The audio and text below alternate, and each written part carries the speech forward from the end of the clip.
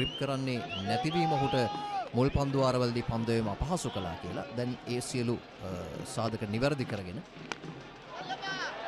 උඩ පන්දුවක් ඒ අවස්ථාවේදී ප්‍රථම කඩුල්ල බිඳී යනවා. ඒ අවස්ථාවේදී මතීෂ පතිරණ වේගය අඩාල කළ පන්දුව පිට ඉන්නට ඉවතින් යොමු කළේ අමිල. වේගය සහිත පන්දුව පිට ඉන්නට ඉවතින් යොමු කළා නම් තත්ත්වය වෙනස්. නමුත් වේගය අඩාල කළ පන්දුව යොමු කළා. එයට හසු වුණා. යනුව ප්‍රථම කඩුල්ල බිඳ ගන්නට ශ්‍රී ලංකා කණ්ඩායමට හැකියාවක් ලැබෙනවා. ෆිල් සෝල්ට් දැවි යන ක්‍රීඩකයා බවට පත් වෙන්නේ. ඔහු බලාපොරොත්තු වුණා වේගය. නමුත් ඔහු බලාපොරොත්තු වෙච්ච වේගය තිබුණේ නැහැ. හොඳ සැලසුමක්.